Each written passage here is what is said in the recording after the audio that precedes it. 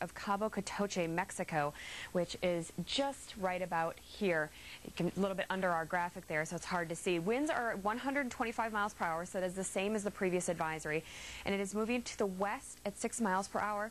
Estimated central pressure is at 937 millibars, so that is a fairly significant drop from the previous advisory.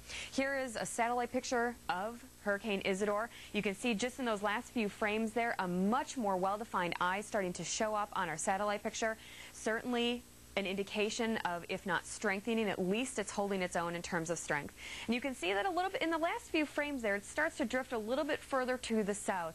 But in general, the track is still westward at this time, and we believe that it will remain westward as we go at least through the next day or so, and then after that we'll really have to keep our eye on where this hurricane will go. Hurricane warnings right now are up for part of the coast of Mexico here.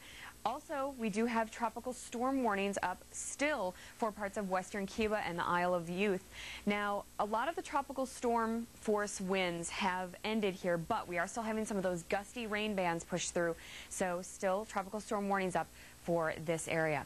Now, this is where everything gets very tricky. We know what Isidore is doing now, but when we're trying to look into the future and see what the forecast will be, well, it's going to be very tricky. This is the projected path, we think, from right now through Tuesday afternoon.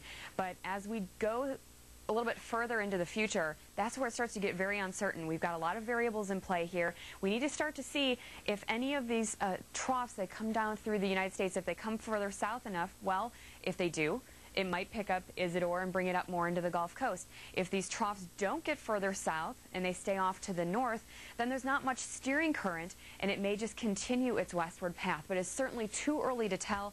Certainly the best advice is just for you to stay tuned here to the Weather Channel, and our experts will keep you up to date in terms of where it is headed. Well, in terms of the rest of the southeast, you can see just on the bottom of your screen there, you can see Isidore just starting to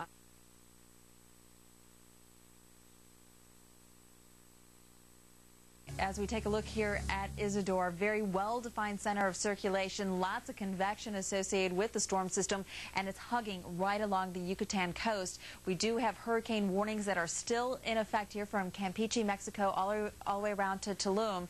We still also have lots of impacts going on across parts of western Cuba, where we do have tropical storm warnings that are still in effect. The latest on Isidore, it's currently a strong Category 3 hurricane with winds of 125 miles an hour, moving to the west at 7.